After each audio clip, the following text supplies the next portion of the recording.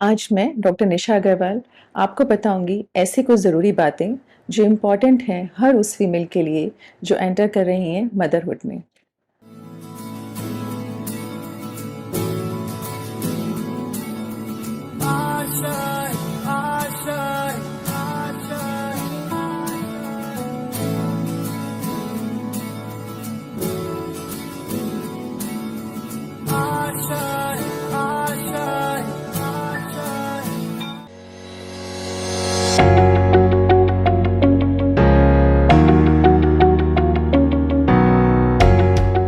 नमस्कार। आज हम बात करेंगे फीमेल की लाइफ के एक बहुत इम्पॉर्टेंट रोल की। We all know as a female हम लोग बहुत सारे डिफरेंट रोल प्ले करते हैं जो स्टार्ट होते हैं from a daughter, then to become a wife, then to a mother और later on age a grand mother.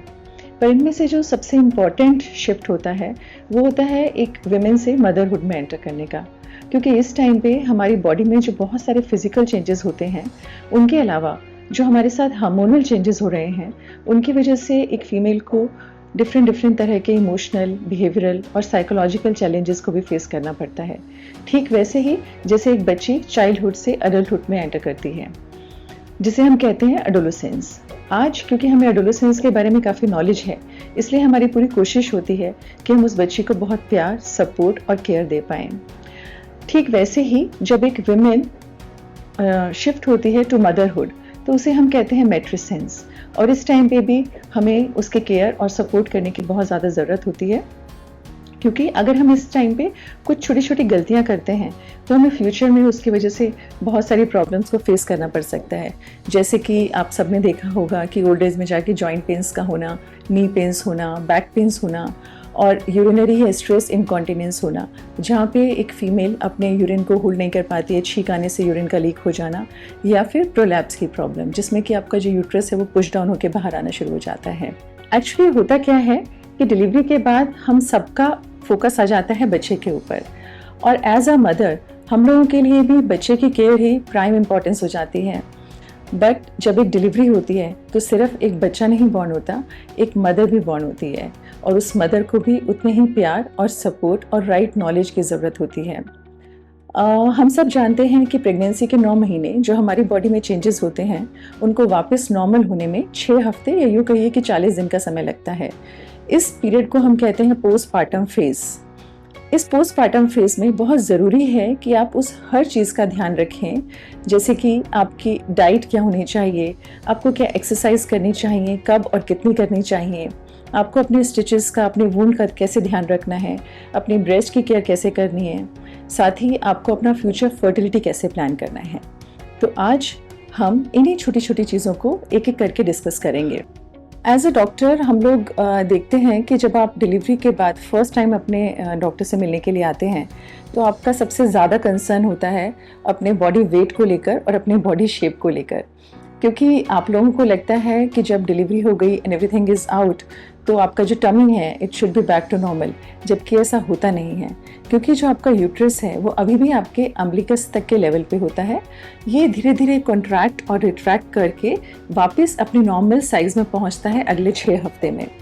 दूसरी चीज़, जो आपकी स्किन होती है, जो आपकी टमी की स्किन है, वो 9 महीने इतना ज़्यादा स्ट्रेच होती है कि इमीडिएटली आफ्टर डिलीवरी वो बहुत लूज और सैगी होती है, जिस वजह से वो ऐसे लटकी रहती है और आपको फील आता है कि आप अभी भी 9 मंथ प्रेग्नेंट है, which gives you a feeling of mummy tummy which is quite uncomfortable. तो इन सब का सॉल्यूशन क्या है?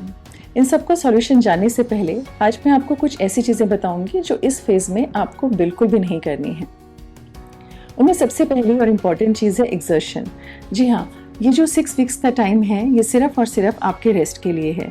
डिलीवरी चाहे आपकी विजाइनल हो या सिजेरियन, आपको इस टाइम पे सिर्फ अपनी नॉर्मल रूटीन एक्टिविटीज़ करनी है, किसी तरह का कोई एक्सर्शन लेने की ज़रूरत नहीं है, क्योंकि पिछले 9 महीने में और डिलीवरी के टाइम पे जो आपकी बॉडी में वेयर एंड टियर हुआ है ये उस 6 वीक में सब रिपेयर होना है।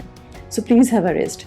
और साथ ही आपको मैं बताना चाहूँगी that we are blessed to be born in India, क्योंकि ये जो पोस्टपार्टम फेज़ है, जो 6 वीक्स का टाइम है, इसकी इम्पोर्टेंस सिर्फ हमारे कल्चर में ही समझी गई है और हमारे यहाँ पे फ़ीमेल को इन 6 हफ्ते पूरा आराम करने दिया जाता है और फैमिली के सभी मेंबर्स हम लोगों का सपोर्ट करते हैं। जबकि बाहर कुछ कंट्रीज़ में फ़ीमेल्स को इनफैक्ट 25% फ़ीमेल्स को within month of delivery back to अपना रूटीन वर्क ज्वाइन करना पड़ता है। So please enjoy your 6 weeks and feel like a queen. दूसरा, जो आप लोग नॉर्मली हम लोगों से पूछते हैं कि मैडम डिलीवरी के बाद हम कॉर्सेट या एब्डोमिनल बाइंडर यूज़ कर सकते हैं, नहीं, विच इज़ एब्सोल्युटली रॉन्ग। क्योंकि जो आप दुपट्टा या कपड़ा कुछ भी अपनी टमी पे बांधते हैं, उससे आपको एक फॉल्स फीलिंग होता है कि आपका टमी अंदर चला गया है और आप बैक टू नॉर्मल शेप हो गए हैं, जबकि ये बहुत गलत है। क्योंकि जैसे ही आप उसको हटाएंगे your tummy will be back to same shape और आप इस मिथ के साथ आप एक्सरसाइज करके अपनी मसल्स का टोनिंग नहीं करते हैं। साथ ही आपको अभी किसी भी तरह की वेट लॉस एक्सरसाइजेज या जिमिंग और ये सब करने की बिल्कुल भी ज़रूरत नहीं है। लेकिन अगर हम ऐसा कुछ नहीं करेंगे तो फिर हम बैक टू नॉर्मल कैसे आएंगे? देखिए, बैक टू नॉर्मल आने के लिए जो सबसे सिंपल, सबसे नेचुरल और ये कहूँगी कि जो सबसे इजी और चीपेस्ट तरीका है वो है ब्रेस्ट फीडिंग। क्योंकि जब आप अपने बच्चे को ब्रेस्ट फीड कराते हैं तो आप बहुत सारी कैलोरी बर्न करते हैं, साथ ही जो आपके फैट सेल्स हैं आप उसको यूटिलाइज करते हैं और ऐसा करने से आप लगभग आधा से 1 किलो तक वज़न 1 महीने में लूज़ कर सकते हैं फॉर नेक्स्ट 6 मंथ्स। दूसरा, हम लोगों के यहाँ पे एक कल्चर होता है कि डिलीवरी के बाद लेडी को मसाज दी जाती है, विच इज़ क्वाइट ओके। क्योंकि जब हम मसाज लेते हैं तो डेफिनेटली हमें पेन रिलीफ तो मिलता ही है। इसके साथ ही साथ मसाज से आपका सर्कुलेशन इंक्रीज होता है which helps in your speedy recovery और साथ ही साथ it improves in redistribution of fluid in your body which is also important eight this time. आपने कभी कभी महसूस किया होगा कि मसाज कराते कराते हम लोग इतना रिलैक्स फील करते हैं कि सो ही जाते हैं। Yes, definitely massage also improves your sleep pattern and so why not to pamper yourself with a good massage at this time. लेकिन सिर्फ ब्रेस्ट फीडिंग और मसाज कराने से will not be back to our shape. उसको करने के लिए हमें ज़रूरत पड़ेगी एक्सरसाइज की। पर इस टाइम पे हमें वेट लूजिंग एक्सरसाइज बिल्कुल भी नहीं करनी है। हमें एक्सरसाइज करनी है अपनी मसल्स को स्ट्रेंथन करने के लिए, अपनी बॉडी को स्टेबिलिटी देने के लिए। क्योंकि पिछले 9 महीने में आपकी बॉडी बहुत ज़्यादा वीक, आपके मसल्स बहुत स्ट्रेच हुए हैं, वो बहुत लूज़ हैं। आप जब ब्रेस्ट फीड कराते हैं तो आपका ब्रेस्ट बहुत हेवी होते हैं, दे गेट स्ट्रेस्ड आउट। अगर आपकी डिलीवरी विजाइनल हुई है तो आपके थाई मसल्स ने, आपके लेग मसल्स ने बहुत काम किया है, उनको वापस से स्ट्रेंथन होने की ज़रूरत है। तो आइए जानते हैं कि वो कौन सी एक्सरसाइज हैं जो आप डिलीवरी के इमीडिएटली बाद स्टार्ट कर सकते हैं। डिलीवरी के बाद जो हमें एक्सरसाइज करनी है उसमें आपको करने के लिए किसी जिम में जाने की या किसी तरह के मशीन्स की ज़रूरत नहीं है। आप आराम से अपने बेड पे लेटे हुए ये सब एक्सरसाइज कर सकते हैं। आप ये इमीडिएटली पोस्ट डिलीवरी भी स्टार्ट कर सकते हैं, डिलीवरी चाहे आपका वेजाइनल हो या सिजेरियन, या फिर 1 या 2 दिन के बाद जब आपकी बॉडी आपको कंफर्टेबली अलाउ करे, you can start these exercises. इसमें सबसे इंपॉर्टेंट होती है डीप ब्रीदिंग एक्सरसाइज। इसमें आपको करना कुछ नहीं है, you just need to shift your focus to your breathing and just keep your one hand on your chest and other on your tummy and take a deep and slow inhalation so that आपका जो abdomen है वो expand हो और आपका chest stable रहे। इसी तरह से स्लोली आप इसको रिलीज करेंगे। जब आप ये एक्सरसाइज करते हैं तो इससे ना तो सिर्फ आपका हार्ट रेट और बीपी कम होता है, बल्कि it helps to improve your core stability for doing strengthening और weight lose exercises later in your life. दूसरा जो सबसे ज़्यादा कॉमन प्रॉब्लम आप लोग हमसे डिस्कस करते हैं वो है बैक पेन का। अब बैक मसल्स को स्ट्रेंथन करने के लिए सबसे इम्पॉर्टेंट चीज़ है आपका पोस्चर। जब भी आप अपने बेबी को फीड कराएं या बैठे हैं तो स्ट्रेट बैठिए, ऐसे झुक के आपको बिल्कुल भी नहीं बैठना है। सेकेंड, जब भी आप लेटते हैं तो आपको स्ट्रेट नहीं लेटना है, टर्न करके लेफ्ट या राइट साइड आप आराम से लेट सकते हैं। For strengthening your back muscles you can start with doing pelvic tilts.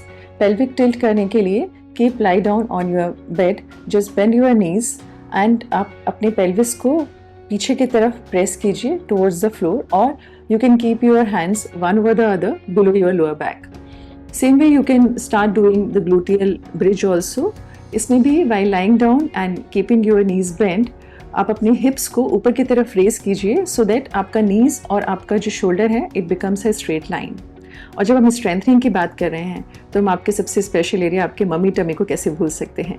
सो इस टमी को बैक टू नॉर्मल करने के लिए आपको ज़रूरत होती है एब्डोमिनल स्क्वीज़ की। जी हाँ, एब्डोमिनल स्क्वीज़ करने के लिए आपको अपने जो एब्डोमिनल मसल्स हैं उनको कॉन्ट्रैक्ट करके रखना है for 10 seconds, as if you are forcibly blowing out a candle, and you can keep on repeating these exercises. For your leg strengthening, आप लेटे लेटे अपने फुट का मूवमेंट कर सकते हैं ऑन योर एंकल जॉइंट, या आप अपने हील को स्लाइड करके जितना क्लोज अपने हिप के ला सकते हैं लेके आइए, and then take it back and repeat it with your other leg. और साथ ही में आप कर सकते हैं knee rolling exercise, in which again you can comfortably keep lying down, keep your knees bent and hands stretched on both the sides, and roll your knees towards one side so that your shoulders should be touching the floor, and bring your knees back to the normal and tilt it towards the opposite side. ये जो exercise है ये आपके जो side वाला abdomen के side वाला जो फैट होता है उसको डिसॉल्व करने में बहुत हेल्प करते हैं। आपके जो लेग एक्सरसाइज हैं ये बहुत इंपॉर्टेंट हैं, स्पेशली सिजेरियन के बाद, क्योंकि ये आपकी जो ब्लड में क्लॉटिंग की टेंडेंसी इस टाइम पे ज़्यादा होती है उसको भी कम करने में हेल्प करते हैं। जब हम बात करें एक्सरसाइज की तो बहुत इंपॉर्टेंट रोल होता है पेल्विक फिजियोथेरेपी का। जी हाँ, पेल्विक फिजियोथेरेपी करने से आप लेटर ऑन लाइफ में, जैसा हमने बताया, जो यूरिनरी प्रॉब्लम्स होती हैं या प्रोलैप्स है, आप उसको तो रोक ही सकते हैं, साथ में आपको जो फ्यूचर सेक्सुअल लाइफ है उसमें भी आपको इम्प्रूवमेंट महसूस होता है। इसको करने के लिए आपको करनी होती है कीगल्स एक्सरसाइज। कीगल्स एक्सरसाइज करने के लिए जस्ट आप empty your bladder and then contract your pelvic floor muscles, जैसे कि आप यूरिन होल्ड करते हैं, and hold it for 10 seconds and then keep on repeating this exercise. ये एक्सरसाइज भी आप बैठे हुए लेटे हुए कंफर्टेबली आप कर सकते हैं। ये एक्सरसाइज करने के साथ साथ आपको बिल्कुल भी नहीं भूलना है that walking is still the best way to keep your self fit. जी हाँ, जहाँ वॉकिंग आपका वेट लॉस करने में हेल्प करती है, साथ ही आपको एक अपॉर्चुनिटी देती है to meet other moms and so that your mood can be elevated. साथ ही आपको फ्रेश एयर भी मिलता है। तो मैं उम्मीद करती हूँ कि आज जो भी न्यूली मॉम्स हमें सुन रही हैं और जिन्होंने अभी अगर एक्सरसाइज नहीं शुरू किया है तो वो आज डेफिनेटली एक्सरसाइज शुरू करेंगे, क्योंकि एक्सरसाइज करने से ना ही हम फिजिकली फिट होते हैं बल्कि ड्यूरिंग एक्सरसाइज जो हमारी बॉडी में एंडोर्फिन्स निकलते हैं उसकी वजह से हमें स्ट्रेस से फाइट करने में भी हेल्प होती है, और हम मेंटली भी हैप्पी एंड हेल्दी फील करते हैं। तो अब नेक्स्ट टाइम जब आपके डॉक्टर आपसे पूछें कि आप एक्सरसाइज कर रहे हैं नहीं, तो आप ये नहीं कहेंगे कि मैडम बच्चे के साथ इतना बिजी हैं कि हमें एक्सरसाइज करने का टाइम ही नहीं मिलता, क्योंकि एक्सरसाइज करने के लिए आपको किसी जिम में जाने की, किसी मशीन्स की ज़रूरत नहीं है। But all you need is your will power, और will power is maximum with a mother. So please don't make motherhood as an excuse, make it a reason for your better health. हम अपने next episode में discuss करेंगे ऐसी ही कुछ ज़रूरी बातें जो इम्पॉर्टेंट हैं आपके मेट्रिसेंस में। Thank you.